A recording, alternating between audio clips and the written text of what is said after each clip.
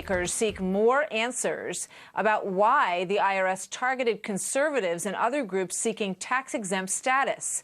So less than 48 hours from now, we're going to hear for the first time from some of the key players in this scandal, the people who worked at the tax agency in Cincinnati, where all of this outrage began across the country. So the head of the committee that looked into this controversy has just announced that 3 new witnesses are going to appear before Congress at that hearing on Thursday, and he joins us now. Republican Congressman Issa of California is the chairman of the House Oversight and Government Committee. Congressman, welcome. Good to have you back again. Well, thank you, Martha, and thank you for covering this upcoming hearing. You know, although we've received only 1% of the documents we've requested from the IRS, we've interviewed over 12 witnesses, and we're going to have a smattering of those on Thursday so people can begin to understand that which we know for sure is true.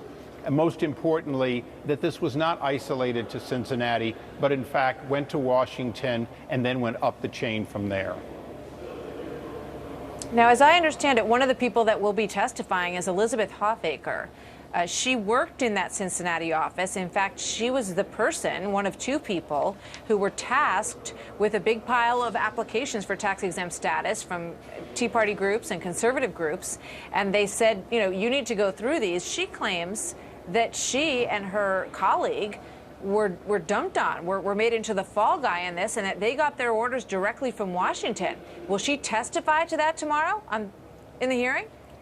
Yes, she will. She's already testified in a transcribed interview to just exactly that, although she bears some responsibility maybe for not being a whistleblower, that in fact she was taking her orders from Washington. She names names. And in the case of Carter Hull, who was in Washington, he names names above him, including Lois Lerner.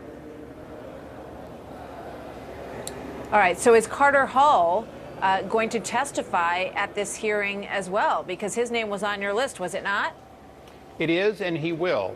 The expectation is that although we cannot reach conclusions this early in an investigation, what we will know is stop looking at Cincinnati alone, stop looking just at the first level in Washington, and look to the people that are, in fact, being pointed at.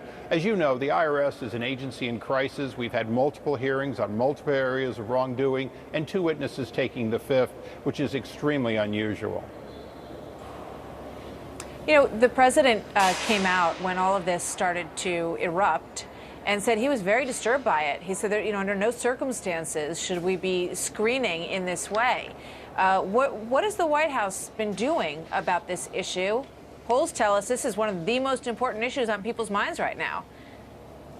Well, the White House sent Danny Werfel, the former head of Office of Management and Budget, to take over that agency. We're working with the new commissioner, acting commissioner, and we hope to get full cooperation in fixing this agency. As of right now, our biggest obstruction is, of course, a ranking member, Mr. Cummings, who keeps saying that we know everything we need to know and it's over. And then when corrected, he takes a little while, and then he comes back again saying there's nothing there. Our second panel, Martha, is important, and I think this is the one that you mentioned when you said 3. Russell George, the IG, and 2 of his lead people, his general counsel and one of his investigators, are going to answer the allegations from Ranking Member Cummings that somehow progressive groups were targeted. He's going to, I believe, dispel that in no uncertain terms, that he ran a nonpartisan investigation, and what he found was the holding back of these hundreds of applications by conservative groups and not by progressive groups. Now, that's interesting because he was criticized, Russell George, the Inspector General, for leaving out the fact that progressives were also targeted in these cases. But you say that he will testify that that was not true. Absolutely. And I think, Martha, I'm going to use the word targeting very carefully. If you and I do a Google search and information comes up and we just grab one file and we go work on it, that's the one we targeted. That's the one we went after.